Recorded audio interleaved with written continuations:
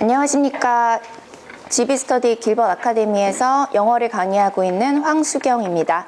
저는 오늘 고3, 고2 응용어법 문제를 받았고요. 이 문제를 고2, 고3 2등급 이상 학생을 대상으로 강의해 보도록 하겠습니다. 먼저 지문을 살펴볼 건데요. A 지문부터 보도록 하겠습니다. A 지문의 첫 번째 문장은 주제를 드러내는 문장으로 볼 수가 있습니다. 이 지문 같은 경우에는 처음에 주제를 설명을 하고 중간에 서포팅 아이디어를 준 다음에 마지막에서 한 번 더 정리, 리스테이트 하고 있는 지문으로 볼 수 있는 지문이었고요. 첫 번째 문장을 보시면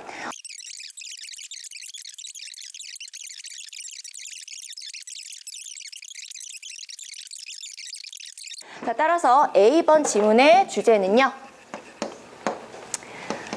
치유 과정에 영향을 미칠 수 있는 의식이라고 볼 수 있습니다.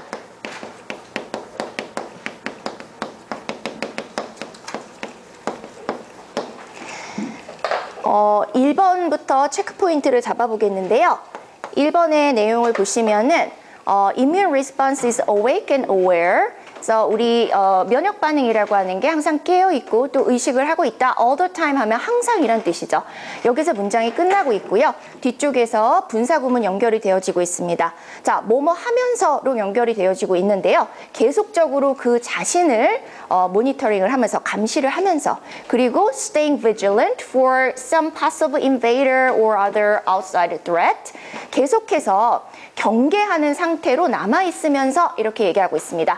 무엇을 경계하고 있는지를 보시면요. 가능한 침입자들 그리고 다른 외부의 위협들로부터 계속해서 경계하는 상태로 남아있다. 이렇게 얘기를 하고 있습니다. 그래서 대충 이렇게 지나갔을 때는 틀린 게 조금 없어 보이기는 하는데 이쪽에서 강조해야 되는 것이요. 시간에 관련돼서 all the time이라는 얘기가 나오고 있습니다. 그래서 항상 이런 상태로 남아있다라고 하는 것이죠. 그래서 여기에서 우리가 조금 구체적인 클루를 얻어서 뒤에 보시면은 passive invader이라고 하는 게 몇몇 가능한 침입자들에 대해서가 아니고 그 어떤 침입자에 대해서도 사실은 경계를 계속 유지를 하고 있어야 되겠죠. 그래서 문맥상으로 봤을 때 지금 some이라고 하는 내용을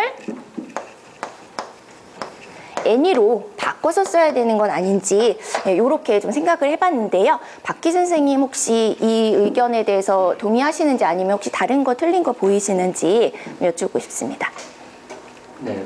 접근 괜찮다고 생각이 들고요.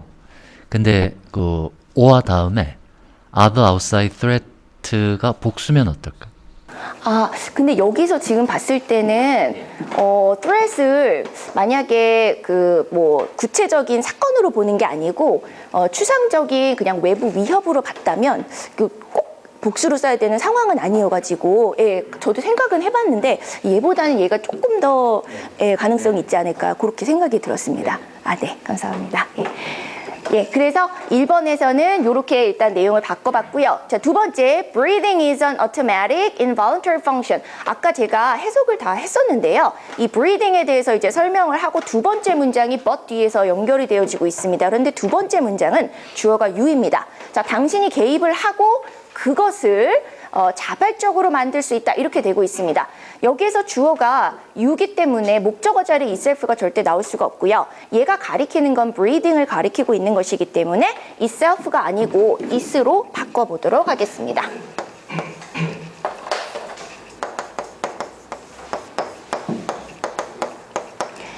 자, 이렇게 해서 A번에 대한 내용을 정리를 해봤습니다.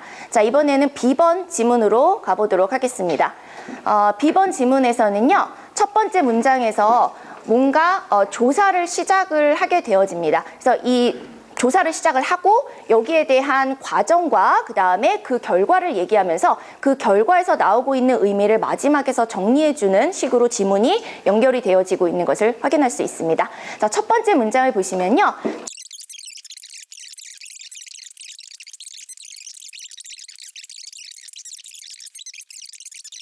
자, 따라서 두 번째 지문의 주제는요.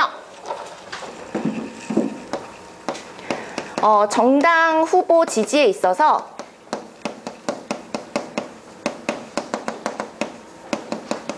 공약의 실질적 무의미성이라고 볼 수 있겠습니다.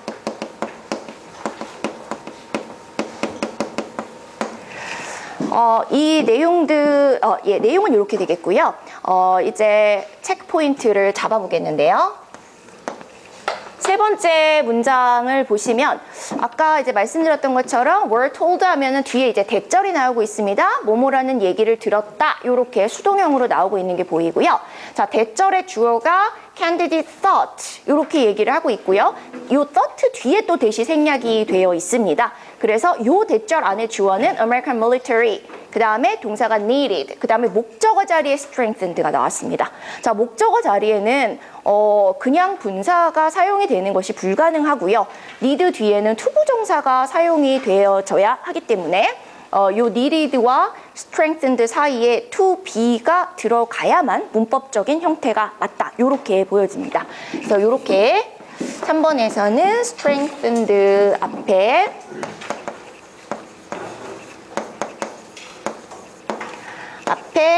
to be를 써야 되는 게 아닌지 이 부분을 보려고 하고요.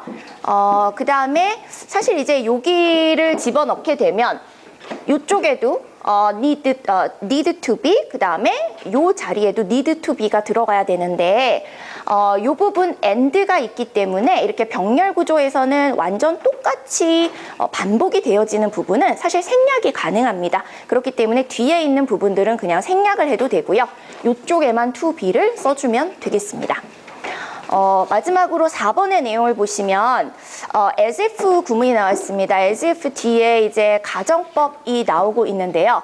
as if 구문의 특징은 얘와 동등한 시제에 대해서, 그러니까 주절의 동사 시제와 같은 시기에 일어난 내용을 표현을 한다면 가정법 과거를 사용을 하는 겁니다. 그래서 이것이 마치 그런 것 같았다. 그 과거에 당시에 있었던 상황에 대해서 설명을 하는 거기 때문에 여기에서 가정법 과거 완료를 써야 할 이유가 없어요. 왜냐하면 그 전에 그랬던 것 같았다라고 얘기하는 게 아니고 그 당시에 그런 것으로 보였다라고 얘기하고 있기 때문에 가정법 과거를 사용하는 게 맞겠습니다. 그래서 이 부분은 had not mattered가 아니고요. 요거를 didn't matter 이렇게 과거 시제로 바꿔야 되는 게 아닌지를 생각을 해봤습니다. 요 네 가지에 대해서 박균 선생님께 한 번 더 좀 말씀 묻겠습니다. 예, 괜찮을까요? 네. 네, 감사합니다. 예. 그러면은 요 내용에 대해서 이제 풀이 들어가도록 하겠습니다. 자, 1번의 내용을 보면은요.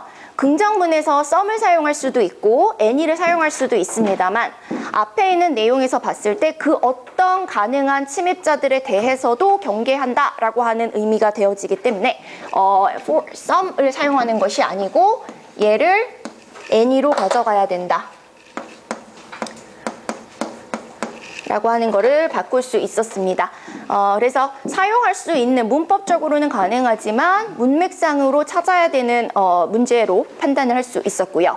두 번째 같은 경우에는 목적어 자리에 이렇게 제귀대명사가 나오려면 주어와 목적어가 같아야 된다라고 하는 기본적인 룰을 적용을 해봤을 때 itself가 나올 수 없는 상태이다. 그러니까 그냥 목적어 it로 바꿔야 된다라고 하는 내용을 바꿔서 사용을 해주도록 하겠습니다. 자, 세 번째 내용에서는요, 이쪽에 주어랑 동사를 보고 얘가 목적어 자리라고 하는 것을 판단을 하시고 needed 뒤에는 분사가 목적어로 올 수가 없다라고 하는 점을 봤을 때 투부정사 형태로 바꿔줘야 한다라고 하는 부분을 바꿔보도록 하겠습니다.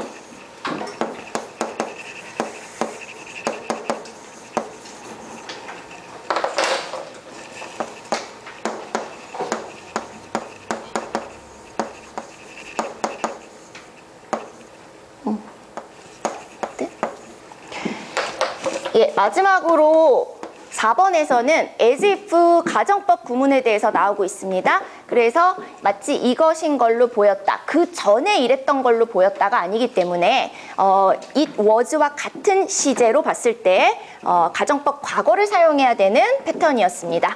그래서 had not mattered를 didn't matter 이렇게 바꿔 바꾸도록 하겠습니다.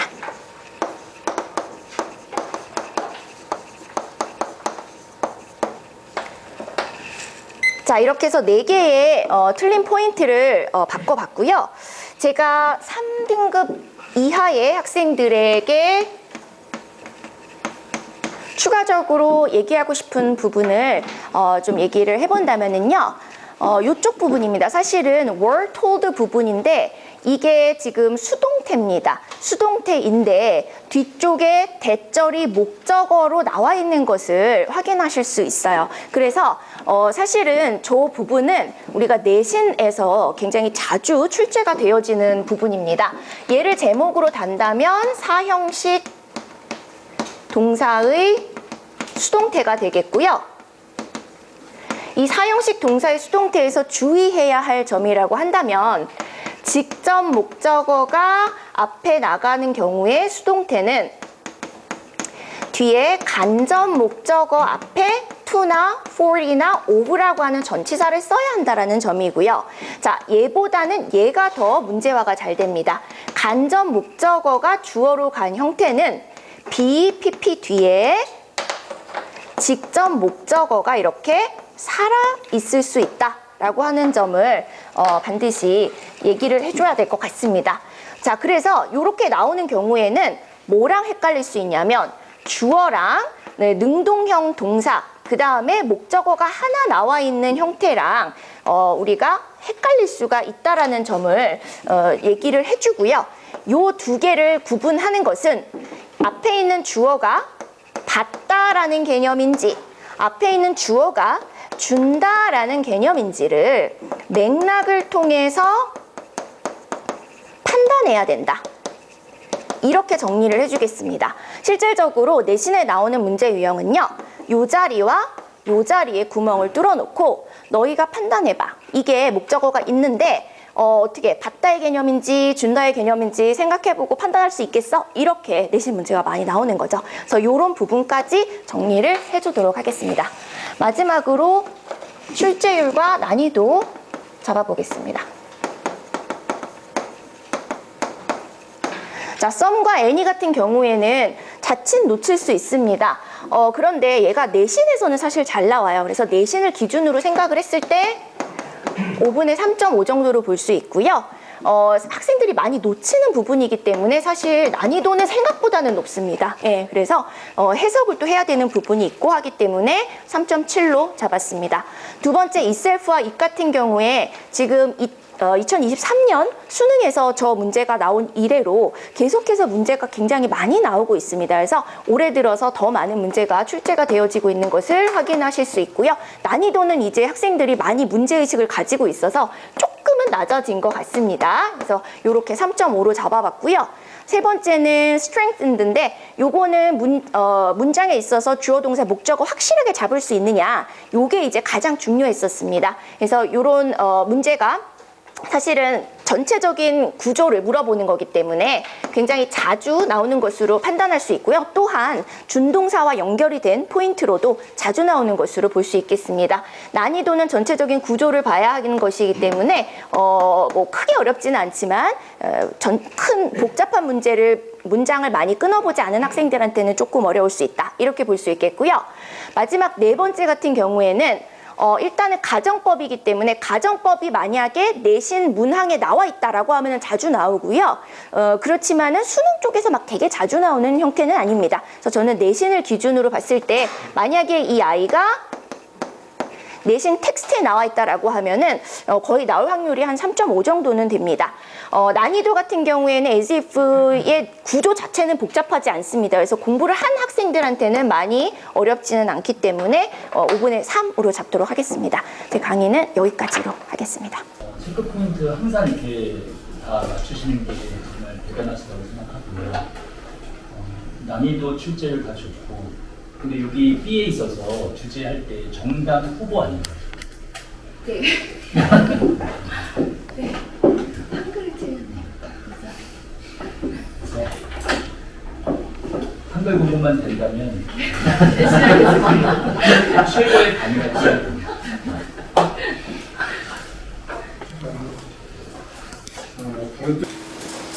다른 때에 비해서 굉장히 요점만 정확하게 그리고 간결하게 잘 들리도록 잘 알아듣도록 쉽게 설명 잘했습니다. 수고했어요.